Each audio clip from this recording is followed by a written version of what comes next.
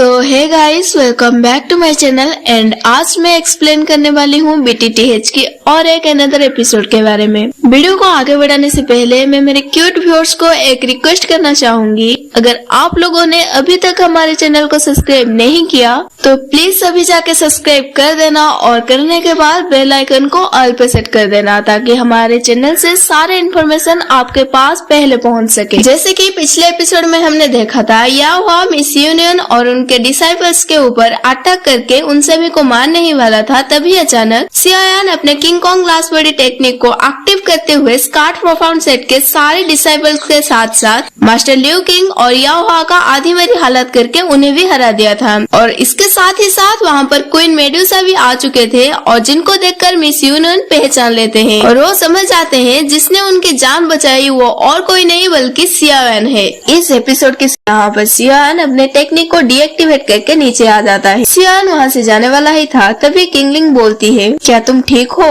और फिर यूनियन भी सियायान की फिक्र करते हुए बोलती है, सियायान तुम बहुत ही ज्यादा घायल हो चुके हो। सियायान कहता है, हाँ ये टेक्निक बेशक बहुत ही पावरफुल है, मगर इस टेक्निक को यूज करने के लिए बहुत सारा एनर्जी की जरूरत होती है, जिसकी वजह से मैं जब भी इसका यूज करती हूँ मेरी एनर्जी लेवल स्पीड से कम होने लगता है। फिर यूनियन सियायान से कहती है, पर तुम यहाँ पर कैसे आए? सियायान कहता है, आप जिस लोकेशन पे जा रहे थे हम भी वहाँ जाने का सोच रहे थे, अभी अचानक हमें बहुत ही जोर से चिल्लाने की शोर सुनाई दी और उसी साउंड को फॉलो करते हुए मैं यहाँ पर आ पहुँचा। खैर ये पिल लेकर तुम्हारे सारे डिसाइपल्स और तुम भी एक एक खा लो, जिसकी वजह से तुम्हारे लगे हुए सारे चोट जल्दी से ठीक हो सके। फिर यूनियन अपने डिसाइपल्स नलान से कहती है, पिल लेकर सारे में एक एक बांट लो और तुम भी एक खा लो। सियायान पॉइजन गार्ल और किंगलिन से कहता है कि यूनियन के डिसाइपल्स को ठीक होने में आप दोनों की मदद चाहिए, आप दोनों जाकर यूनियन के डिसाइपल्स को ठीक होने में मदद करो। लेकिन मिस यूनियन तुम यहाँ पर कब आए? यूनियन कहता है, लगभग 5 दिन से हम यहाँ पर है। सियायान कहती है, आप यहाँ पर 5 दिन से हैं? हाँ 5 दिन से, क्योंकि मैं गलती से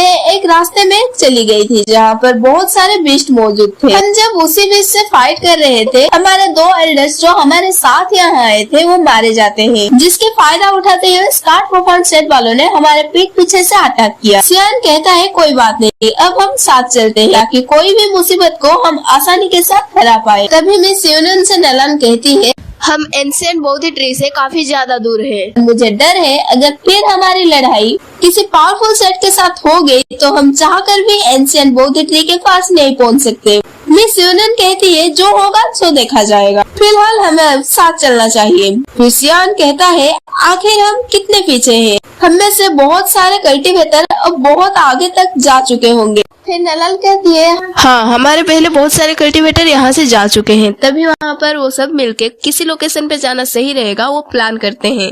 तभी वहाँ पर अचानक हलचल होने लगता है, जिसके वजह से क्वीन मेडुसा समझ जाते हैं और कहते हैं शायद कोई बड़ा सा एनर्जी हमारे ओर आ रही है और वो जल्दी से वहाँ पर एक बैरियर बना देता है। इसी दौरान हम देखते हैं कि वहाँ पर एक एंशिएंट हेविली डेमन स्कॉर्पियन आ जाता है जो कि बहुत ही ज्यादा बड़ा था, लेकिन क्वीन मेडुसा के बैरियर के वजह से वो वहाँ पर कुछ भी न करते हुए आगे चला जाता है, जिसे देखकर सियायान भी हैरान था। और फिर यूनियन कहती है कि ये जो एंशिएंट हेविली डेमन आप देख रहे हो ये एक एंशिएंट क्रिएचर है जिसकी पावर एक 5 स्टार पीक हाउस लेवल की बंदे की है, और जब हमने शॉर्टकट लिया था ताकि हम उस एंशिएंट टेरिटरी में एंटर हो पाए वो भी कम समय में, तो हमारा सामना ऐसे ही एक क्रिएचर से हुआ था और हम ही जानते हैं कि आखिर हमने अपने जान को कैसे बचाया। सियायान अपने मन में सोचता है कि टेरिटरी वो ऐसी जगह में अगर सच में एंशिएंट डोमिनिक स्कार्ट पाइथन का वो पॉन्ड वहाँ पर मौजूद हुआ तो वो फिजिकल स्ट्रेंथ को बूस्ट करने के लिए बहुत ही कारगर होगा, और जैसे कि एंशिएंट रिकॉर्ड्स में भी कहा गया है। यहाँ पर सियायान दिमाग लगाता है और कहने लगता है कि फिर यह तो मेरे लिए बहुत ही सुटेबल जगह होगी जहाँ पर मैं अपनी king Kong glass body technique को परफॉर्म कर सकता हूँ। यहाँ पर यूनियन को भी भनक लग जाती है, वो कहने लगती है कि नहीं तुम ऐसा नहीं कर सकते। तभी सियायान सबसे कहता है, तुम सभी लोग यहाँ पर थोड़ा रेस्ट करो, तो मैं जरा थोड़ा आस पास चेक करके आता हूँ, मुझे यहाँ पर इन्वेस्टिगेट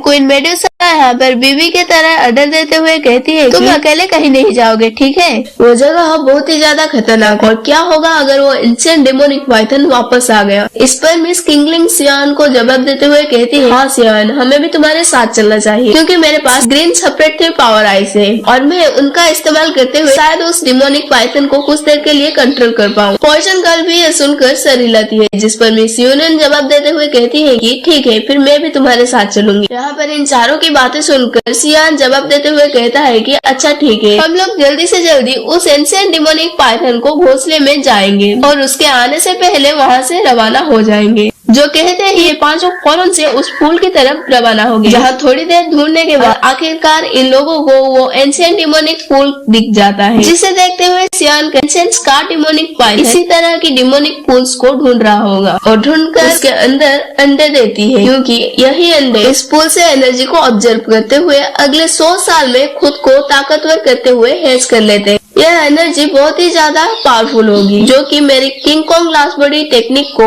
बेनिफिशियल हो सकती है। यहाँ सियान ये सब कह रहा था तभी अचानक मिस यूनियन कहती है यह एनर्जी बहुत ही ज्यादा स्ट्रेंथ है, अगर कोई भी नॉर्मल इंसान इस फूल के अंदर जाती हुई एनर्जी को ऑब्जर्व करने की कोशिश करे तो उसकी बॉडी इस एनर्जी बर्दाश्त नहीं कर पाएगी और शायद उसकी बॉडी एक्सप्लोड कर जाए। यहाँ पर मिस यूनियन का ऐसे बातें सुनकर क्वीन मेडुसा जवाब देते हुए कहते हैं कि फिक्र मत करो, सियान खुद ही एक मास्टर है, उसके लिए तो ये सारे बच्चों का खेल। सियान दूसरी तरफ अपने दोस्तों से कहता है कि बहुत हो गई बातें, अब हमें धीरे से आगे की तरफ बढ़ना होगा और कोशिश करना कि तुम्हें कोई भी सेंस ना कर पाए। ये कहते हुए